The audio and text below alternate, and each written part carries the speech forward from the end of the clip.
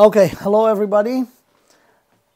We're going to start today a series of 3 shiurim about the 13 principles in Judaism. 13 ikarim, the 13 principles of faith, of the Jewish faith. I'll try in the beginning to give an overview about the source of this. It's actually connected to the famous Mishnah in Masechet Sanhedrin, Kol Yisrael yesh lahem chelek la'olam haba. So over there in this Mishnah that speaks about the fact that all Jews has a portion in the world to come, Rambam, Rabbeinu Moshe ben Maimonides, in his Perush, in his comments, Perush HaMishnayot, use the opportunity to define what Judaism is all about and who is in this category of Yisrael that have a portion in the world to come. One thing that I must quote from the Rambam before we start is this thing that he said in different places, in Masechet Brachot. He says the following, it's all in Hebrew, I try to translate it to English. יקר בעיניי ללמד עיקר מעיקרי הדת והאמונה, יותר מכל אשר אלמדהו. It's precious in my eyes to teach a principle from the principle of Emunah more than anything that I'm teaching. And you have to remember, Rambam was a great scholar, of course, for us in Judaism, but he was also a scientist, philosopher, astronomer, doctor, whatever you just think of, he was. And he was teaching all his life. So he said, the best thing, the precious thing for me to teach is those principles of Emunah. Now, we have to understand also the concept of Emunah. What is it? So it's a whole thing that I believe I gave a shiur even in this form months back or maybe years already about what is Emunah. Emunah is not what we think. It's not just a blind faith. Emunah is it's a proved things. Emunah is the source or the root are the letters Aleph Mem Nun, which is first and foremost amin, reliable, meaning it's logic. The Emunah is to be loyal to this things that was proved logically. So the Torah actually commended us to know the principles of Emunah. This famous pasuk, I believe everyone knows, וידעת היום והשבות אל לבביך, כי השם הוא האלוקים בשמיים ממעל ועל הארץ מתחת אין עוד. So this pasuk actually saying that you have to be knowing, וידעת is, you have to know that Hashem is the one, He is the power, hu ha-Elokim, He is the power, אין עוד. There is no one like Him, Chas v'shalom, alongside with Him. He is the only one. En od milevado. Now, Rambam, on this Mishnah, here's the Mishnah, Kol Yisrael yesh lahem chelek la'olam haba. שנאמר ועמך כולם צדיקים לעולם ירשו ארץ נצר מטעי מעשה ידי להתפאר. Here's a promise that everyone who is Yisrael has a portion of the world to come. The meaning of this, the world to come is the eternity, meaning existing forever. But in order to be in this state of existing forever, in the future, in the world to come, you have to define what Israel is.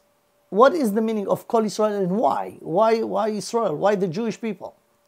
So it's based on the pasuk in Yeshayahu, "Ve'amech kulam tzadikim leolam yirshu eretz." It speaks to the Jewish nation and it says, your nation is all righteous לעולם ירשו ארץ, the meaning of ירשו ארץ is not...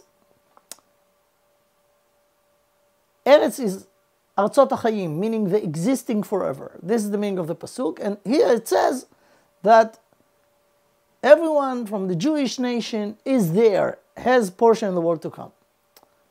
But here, the continuation of the Mishnah brings the exceptions. ואלו שאין להם חלק לעולם הבא. Even though that they are Israel, but they could be exceptions that people who are not, do not have portion in the world to come. And there is a list, and I'll mention over here, or show over here, 3 of the things in the list. האומר אין תחיית המתים מן התורה, someone who deny the resurrections of the dead, תחיית המתים, or someone who said that the Torah is not heavenly, people wrote it, and apikoros, and there is a definition what apikoros. All those, even though they're Jewish, they do not have portion in the world to come. So here, the Rambam, on this Mishnah, defined what Judaism is all about. To be Jewish, it's actually 2 things. Many people think that it's just the fact that you was born to a Jewish mother, or convert according to the rules, according to the halacha. This is true in the physical aspects of being Jewish.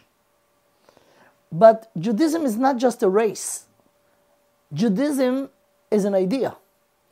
And here, the Rambam, and our topic, our things that we will discuss in the list, this series of Shurim, will be about what the philosophy of Judaism, what makes... It's not enough to be Jewish biologically, you have to also understand and identify, as we will see, with the principles. And there are 13 principles. Let's see the words of the Rambam. The Rambam says the following, כל ישראל יש להם חלק לעולם הבא, on this Mishnah, ראיתי לדבר, says the Rambam, I thought that this is the proper place, ראיתי לדבר בכאן, here, in this Mishnah, בעיקרים רבים באמונה, גדולים ונכבדים עד מאוד. In a few principles in Emunah, that they are great and very, very important.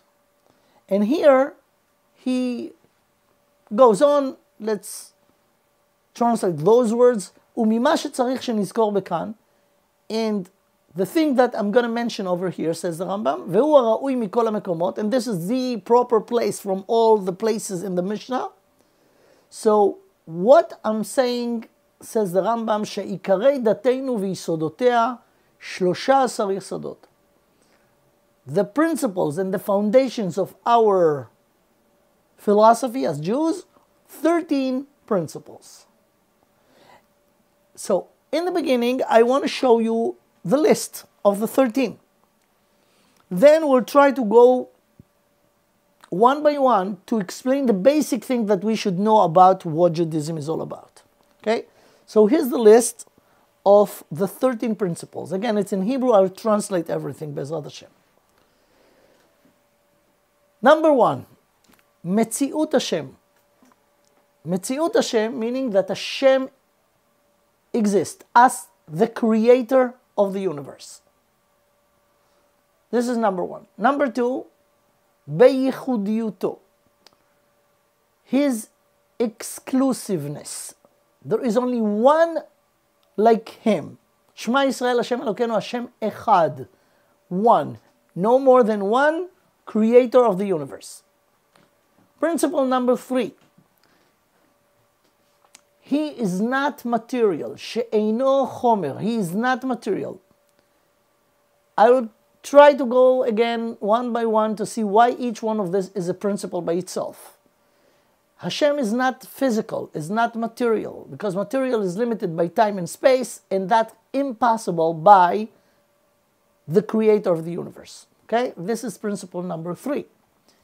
Principle number 4, Shehu kadmon v'nitzchi, that he is eternal, He always there, Kadmon. He always there before the creation was created.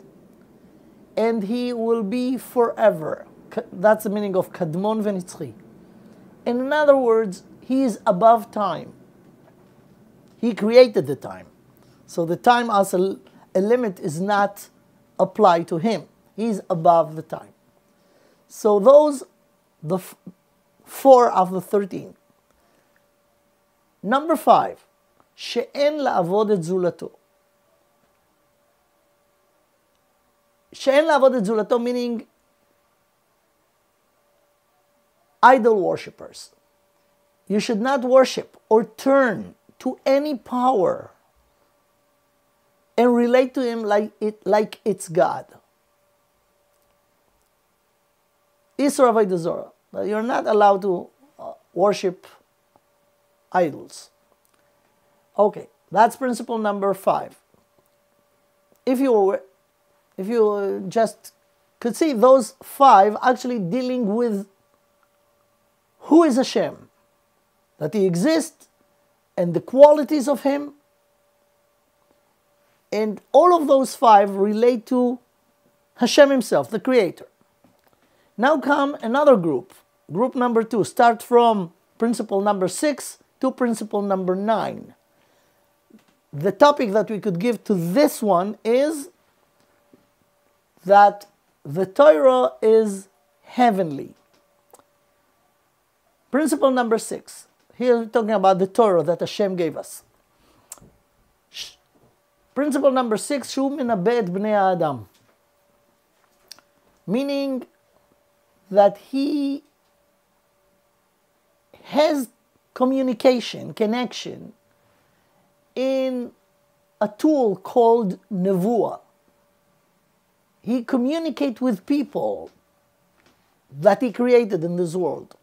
So the concept of nevuah is principle number 6, meaning a communication method that through it Hashem talk, give information to certain people called Nevi'im. Okay. The next principle, principle number 7, Shenevu'at Moshe Yichudit. It's relate to the first one, meaning Nevuah, but here it's a principle by itself, and later on we'll explain why this is a principle by itself. That you could not compare any of the prophets to Moshe Rabbeinu. Moshe Rabbeinu is above all prophets. Actually, it's a full pasuk in the Torah. Velo kam b'Yisrael navi od keMoshe. When we'll get to this, we'll explain this in details, why it's a principle by itself, but this is principle number 7. Number 6 is that there is such a thing called nevuah, prophecy. Number 7, that Moshe Rabbeinu was the prophet, and you could not compare between any other Navi, other prophet, to Moshe Rabbeinu. Principle number 8, she'atorah kula min hashamayim. The entire Torah that we have today, which is the written Torah, the 5 books of Moses, the written Torah, Chamisha Chumshei Torah, and the oral Torah. This is the meaning she'atorah kula min hashamayim. The entire Torah that we hold today was given, all of it, from Hashem, meaning there is no ideas that during the history, during the generation, what was added to the original Torah. And we have the authentic Torah that Hashem gave to Moshe, which is the written and the oral Torah.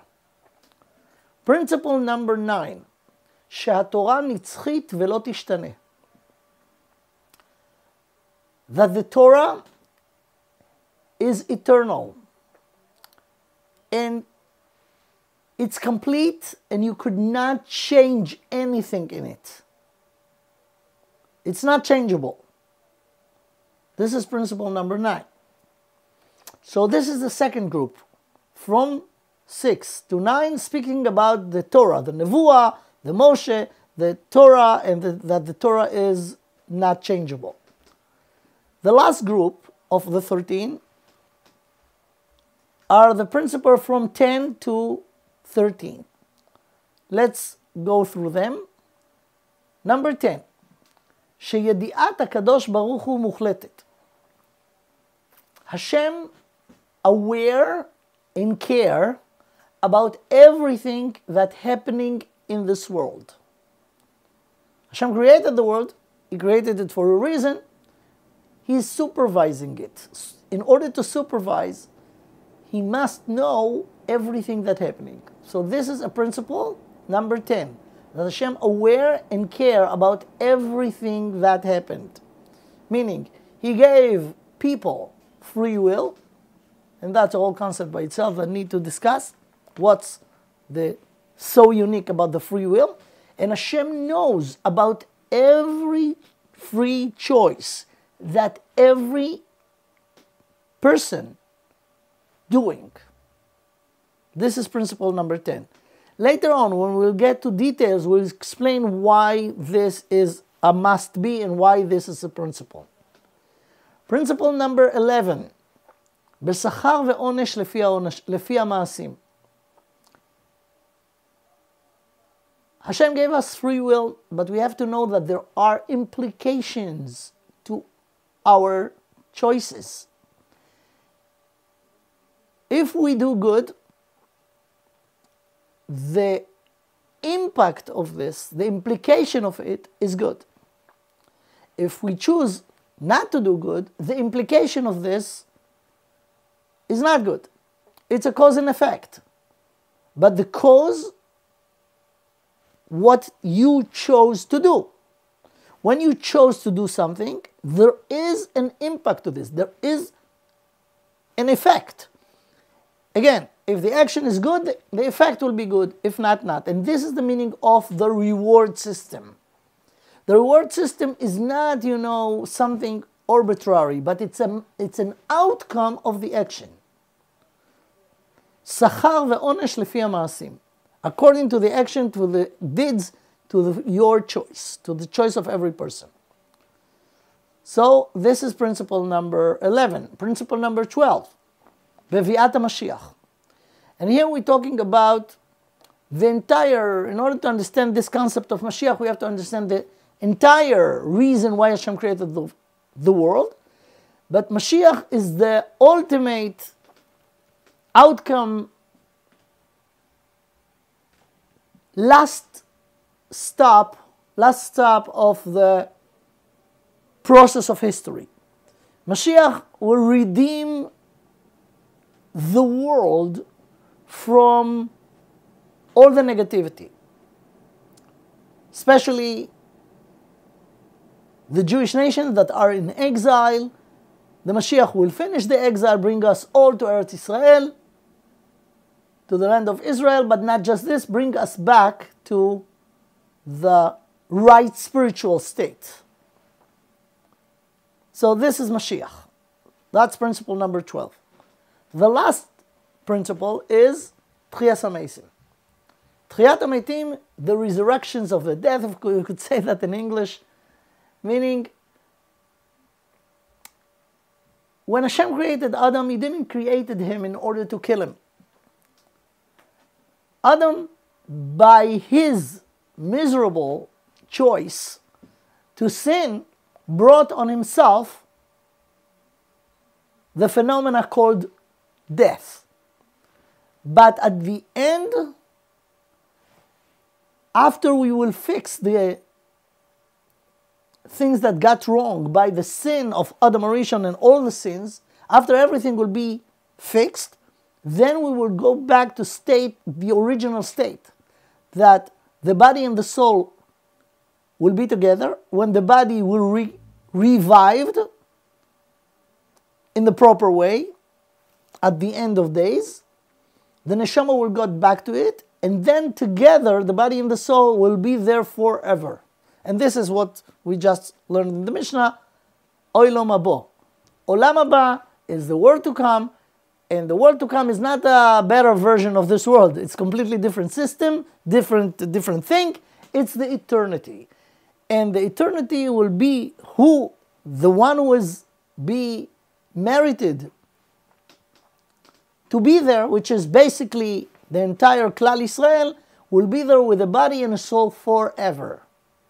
Okay, this is a big concept by itself, and again, now we're just going through those principles, and we went through all 13 of them. So, those 13 principles, Rambam summarized them in his comment to this Mishnah. After he finished to give the list, and actually over there he explained them, and I will try in my words to explain those 13 principles, and we'll do this in these 3 sessions today, Bezrat Hashem next week and the week after that.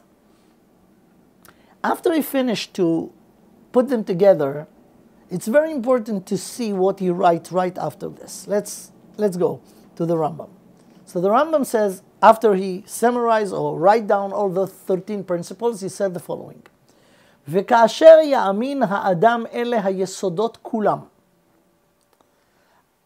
If a person will identify and live according to those principles, all of them, כולם, all of them meaning all 13, ונתברר באמונתו בהשם,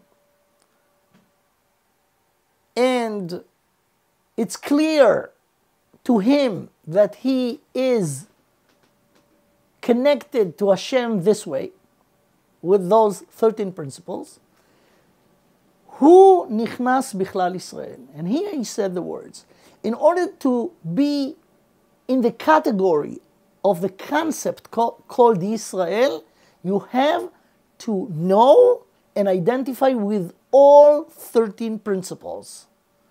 ומצווה לאהובו.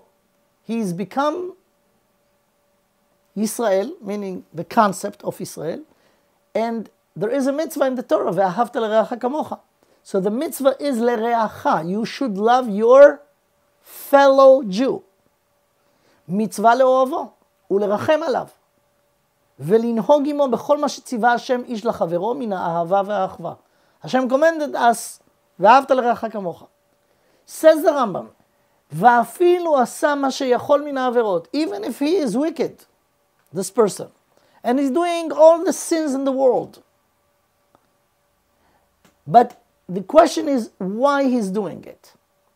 If in his mind he agrees that those 13 principles are the truth, but he's sinning because of his desires, and he's not rationalizing his action by saying, oh, this principle is not right, and there is no problem to do whatever you want, there is no rewards, no punishment. If someone say that, he's not accepting one of the 13 principles. But if he agreed with all of them, and he said, you know what, I know what's right, I'm not doing everything because I'm weak, I have temptation, I don't want to overcome them, but I know it's wrong. As long as he accepts that this is true, he is בכלל ישראל, he is in the category of Israel. ואפילו עשה מה שיכול מן העבירות מחמת התאווה והתגברות הטבע הגרוע. He did it because he could not, or he do not want to overcome his desires. So he is wicked. הוא נענש כפי חטאיו, and he will be punished. About every wrong thing that he did, he will be punished. Hashem will punish him. But he's not losing his category as Israel, as Jew. And he's not losing his portion of the world to come. הוא נענש כפי חטאיו, אבל יש לו חלק לעולם הבא. והוא מפושעי ישראל. He is a wicked Jew. But, and here's the thing, וכשנתקלקל לאדם יסוד מאלה היסודות.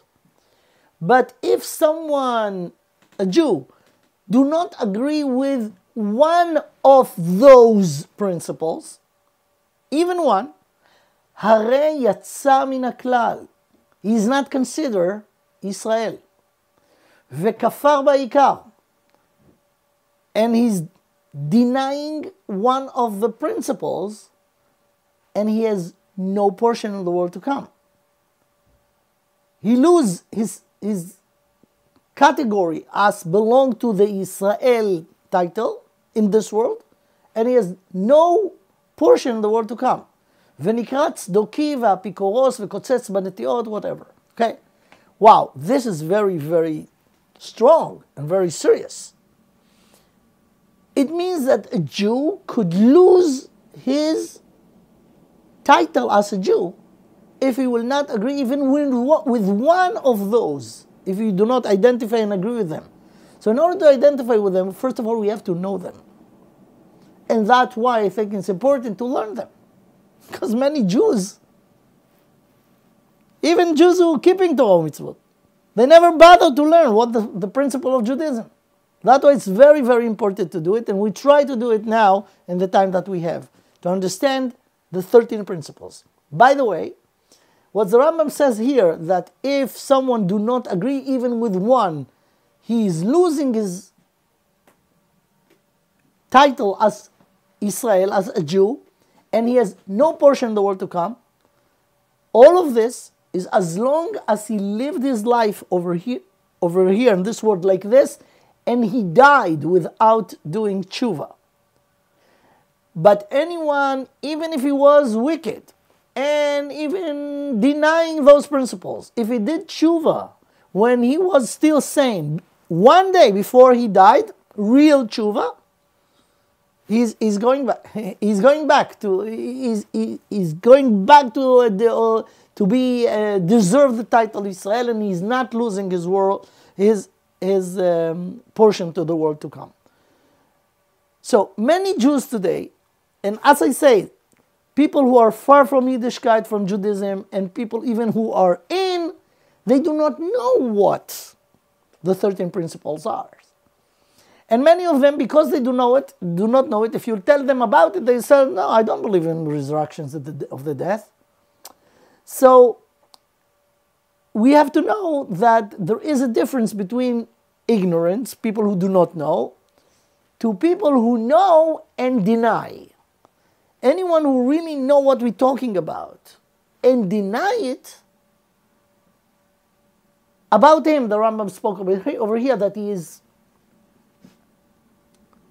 Yatsa min haklal. He's not part of the Klal Israel, and he has no portion in the world to come. Okay, so I just bring it to bring those things of the Rambam to show how serious is this. So now let's try to go one by one and make it more clear about what is the meaning of each one of those principles. Okay. So before actually we do it, let's do the following. Let's take the 13 and divide them again to 3 groups. The first 5, the title of them is Metziut HaBoreh, the existence of God, what we could know, and therefore we should know about Hashem, about God. So those are the first 5. Metziuto Yitbarach, Yichudo, שאינו חומר, שהוא קדמון ונצחי, שאין לעבוד זולתו. This is the first 5. Category number 2, Torah mishamayim, that the Torah was given from Hashem. It's not Moshe Rabbeinu who wrote it or other people who wrote it. Hashem gave it to us. That includes the next 4 principles. שהשם מנבא את בני האדם, that there is such a thing called prophecy. שנבואת משה ייחודית, that Moshe Rabbeinu is unique among the prophets. And שהתורה כולה מן השמיים, that the entire Torah was given from Hashem, תורה שבכתב, the oral Torah, and the written Torah, שבכתב ושבעל פה. And the last principle in this group is that the Torah is eternal and is not changeable. The third group is שכר ועונש, the reward system, the reward and the punishment. That includes the last 4, that Hashem knows everything, that there is a punishment and reward according to the deeds. Biat Mashiach, there is a geula by a man from the dynasty of David, Mashiach ben David, and Tchiyat HaMeitim, the resurrections of the death at the end of days. Okay, so now let's go to them one by one. The first one, Metziut Hashem, what we could know and therefore should know about Hashem. Number one, that Hashem exists. Because again, if you look at the world, you see an amazing creation. You see amazing creatures in the creation. What do you do not see? The Creator. You do not see the Creator because the Creator is not physical, therefore it's not visible. You cannot see Him. But through the creation, you must deduce that there is a Creator. Now, what we know about the Creator? First of all, that He exists and it's impossible that He will not exist. Let's explain this. Avraham Avinu was the first Jew, if you could say. Avraham Avinu was born in a society that didn't believe in God, in one God. They believe in many, many other sources. Avraham Avinu himself, by thinking, checking the reality around him, got to this conclusion that all this amazing creation must have a creator. In philosophy, this creator called the first cause. So if you analyze everything that you see, you'll see that everything has a cause that caused it to exist. So if you go all the way to the cause of the cause of the cause of the cause, you will get to the conclusion that there must be one cause that is the cause of everything. So this first cause is actually Hashem, the Creator. What's the definition over here? Ei efshar he'adro, that it's impossible that He will not exist, the first cause. Why? Because if He will not be, nothing will be. Everything that we could realize has a reason why it is here. So it's like a pyramid. You see in the lower part of the pyramid many, many, many stones, right? You go up less until you get to the top. And the top there is one thing that actually put the entire pyramid, a pyramid, together. The first cause is Hashem, and He is the cause of everything. It's impossible that He will not exist. Now, what do you mean it's impossible that He will not exist? There is a necessity, right? And here's the second thing that we have to know about the existing of Hashem. The necessity is not an outside cause of Him that make Him have to be. Sibat metziuto betocho. He is the first cause, meaning there is no cause who caused this cause to exist. He is the first cause. First meaning that the necessity is within Him. Okay? That's the thing that we should know about Hashem. He exists, and we know it because of the creation. From the creation, you could know about the Creator. So the Creator must be, and the Creator is the first cause, meaning there is no outside cause that was before Him that caused Him to be. Because if so, He will not be the first cause. Okay. Number 3, including in this, of Metziut Hashem, Hu sibat kol hanimtzaot. He is the cause of everything that exists.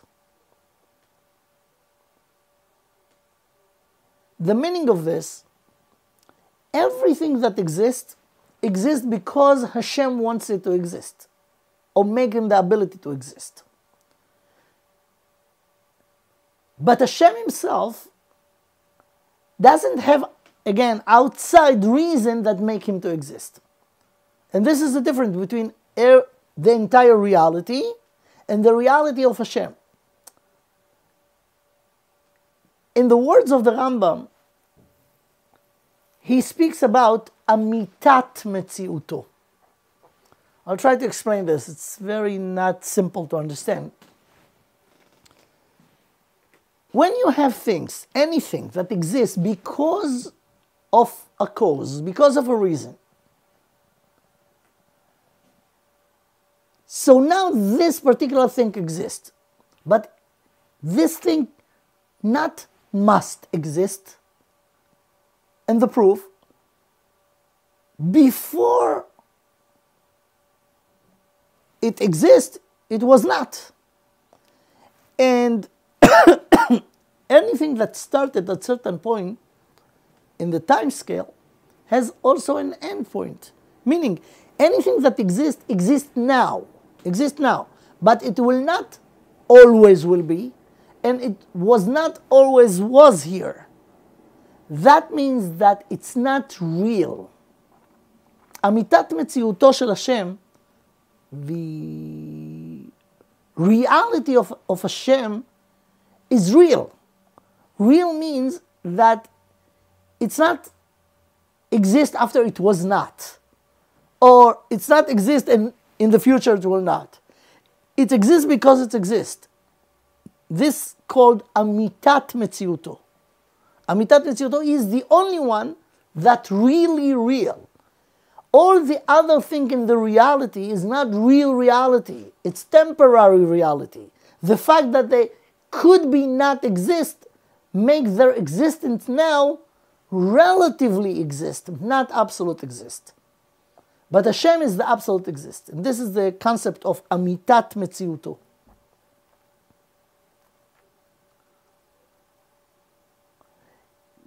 Okay. So this is what we could say about Metziut Hashem. Of course, there is so much more, but we are in very short version of attempt to learn the 13 principles. So this is principle number 1. Let's go to principle number 2. Principle number 2 is Achdut Hashem. The meaning of this, as I start to explain, Hashem is the absolute one, Echad Absoluti. Absolute one. Okay, I'll try to explain this again. Very subtle, very delicate concept. We use in the number 1 as a word many times in everyday conversation. We could speak about one person, one building, one table, one chair. All the ones that we ever mentioned relating to things in the creation, all of them are not real one. What do I mean by this?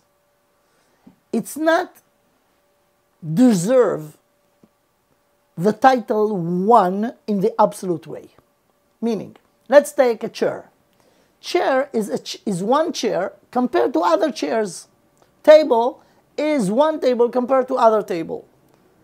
So that make it relative. Relative to other, this is one. But the chair or the table is not one. There are many components, right? There is the plate, there are the legs, 4 legs, 3 legs, whatever. You have many parts. Many parts is not one. It's many. It's not one. And I'm giving it as an example. There is nothing in the entire creation that is one. Everything is combined of components, a combination of components. So it's not one. It's one compared to, a person is one compared to other people. But the person itself has a lot of limbs. He's not one. And so everything in the creation. Even we'll take, the smallest dust, let's say. Okay? It's not one. You know why? Because it's at least 2. The material of it and the frame, the form of it. It's already 2. The thing and the border of it. It's 2. And there is nothing in the world that has no borders. Nothing in the creation no creature in the creation that has no borders. So the things and its border, it's already two. So according to this, there is nothing that is one. And it's true, within the creation. The only absolute one is Hashem. And this is the meaning that Hashem is one. It's not one compared to other things, to other gods, to other... He is the absolute one. Now we could not understand such a concept because what we could understand, in order for you to understand something, you have to define it, right? Okay, pay attention to the word define. What is define? Fine, final. It has to be limited. Define. Define is make a border, intellectual border around it. This is a definition, right? Only thing that you could define, you could understand. If you not able to define something, it means that you do not understand it. So, when we're talking about Hashem as the absolute one meaning without any limits, almighty, no limits. No limits meaning no borders. No borders meaning no definition. This is thing that we could not understand. Because we understand only defined things, and Hashem is no limits, almighty, no limits. Therefore, He is the absolute one, and therefore He is the absolute complete. Sholem, shlemut. And He is one, meaning that there are no components. It's not this and this. It's not like a person that have a body and a soul, and within the body you have the right hand, the left hand, and all the limbs, and etc. There's no component. We could not understand such a thing. But we know that there is such a thing that is the reason of everything that exists. And then this is the meaning of that Hashem is one. He is exclusive and He is the absolute one. This is the meaning of principle number 2, Achdut Hashem. Principle number 3 actually comes from understanding the first two, but it's a principle by itself. She'enenu chomer. He is not material. Why? So, according to what we said before, we could explain this. Any material is limited by time and space. There's no material thing that not limited by space. What do I mean by this? Every material must have a room, a space to be in order to exist. There is no material that could exist with no space. No material could be in two places in the same time. So the space is the limit of the material. Therefore, Hashem is not material because He is not limited. He is not limited to space, and therefore He doesn't have a body. And many people think about Hashem as a superhuman being. So this is could not be correct. And actually you have to really understand it, because this is principle number 3, that Hashem is not physical and is not material whatsoever in any form of it. Okay? So this is principle number 3. It comes from the first two, but because people need to relate to Hashem, sometimes they humanizing Him, and this is completely forbidden. Hashem is not body. She'eno chomer. Principle number 4. She'Hashem hu kadmon v'nitzchi. So, as I said before, every material is limited by space and also by time. And here it's two different principles. Hashem is not limited by space. What we explained about principle number 3. Principle number 4, Hashem is not limited by time. I mentioned that before, I'll just go to more details about this. Hashem hu kadmon v'nitzchi. He always was and he always will be. So it's very hard for us to understand that. I always hear from people, some people because they will really want to know, some people just because they want to just tease and annoy. Okay, Hashem is the first cause. Who created Hashem? Who created him? You know this question? Who created Hashem? So I want to relate to this through this principle. The Torah says that when Hashem created the world, He created, part of the creation, He created the time. Says the Vilna Gaon, when it's written in the Torah, in the first word, Bereshit bara Elokim et hashamayim v'et haaretz. Bereshit, this is the beginning. Here, written, says the Gross, says this the Ramban also, the Rambam, here, Hashem, the first thing that Hashem created in order for the creation to be able to be created, Hashem created two things, the time and the space. He created the time, Bereshit. Now what is the time? The time is the imaginary line that has in it imaginary 3 points, past, present, and future. Past, present, and future.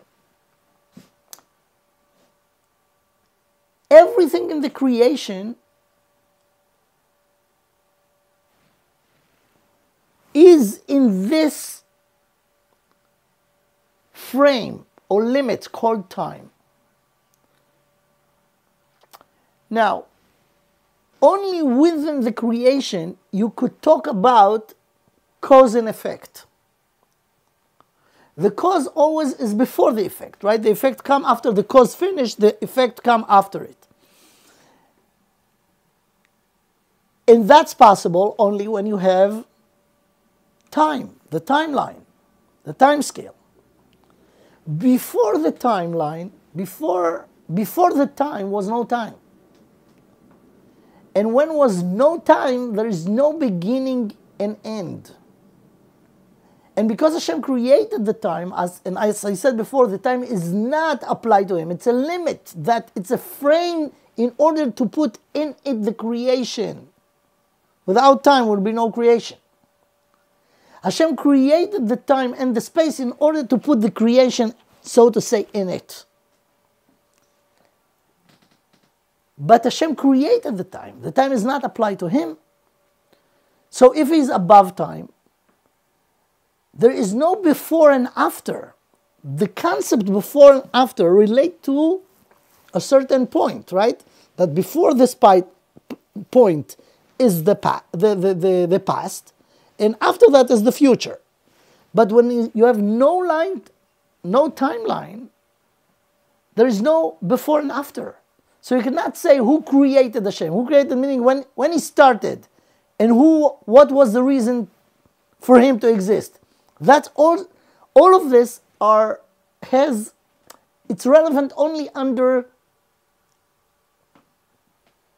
and after Hashem created time. Before Hashem created time, there is no time. So this is the meaning of Hashem hu kadmon v'nitzchi she'eno mugbal bezman. He is not limited by time. He always was there and He always will be. Hashem hu kadmon v'nitzchi. That principle number 4. The last principle in this group, relate to Hashem, is Isur Avodah Zarah, she'en la'avod zulato. Okay, in the few minutes that we have, and it's not enough in order to cover this, but we'll try to understand this. Any reasonable, rational human being knows that in order for us to exist, we need a lot of things. We need resources. In order for us to exist the way we understand our existence, we need to live. Life. Where we got life from? What is life? what happened before a person was created, before the conception, before he was born. What happened after the person died? What is this mystery called the power of life? Where it's coming from? So we all know that the essence of life, the concept called life, is the reason that we exist, the way we understand existence, which is very partial. We need life. We need a lot of other technical things in order to live after we was born. We need food, we need health, we need a lot of things. So when a rational person thinks about themselves, they know that they are dependent their existence in many, many things, many conditions. This is the reason when you understand that you yourself is helpless without those things, you ask yourself, okay, where those things came from?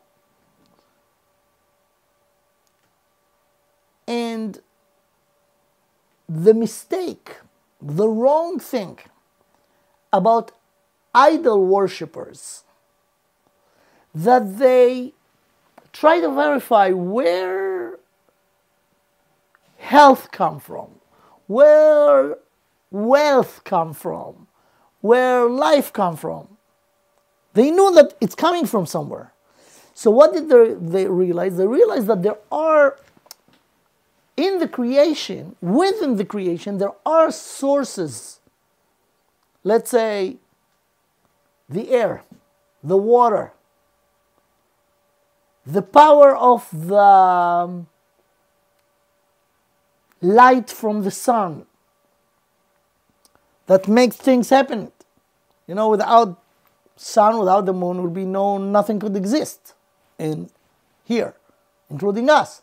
So those people, the idol worshippers, relate to those resources and relate to them as they are the gods. And there are many of them. And this is the idea behind idol worshippers. Idol worshippers are not, in the beginning, was not completely dumb. They took a cow and bowed down to it. They were very, very smart. Much more than the scientists of our generations. The scientists of our generations try to verify the physicality.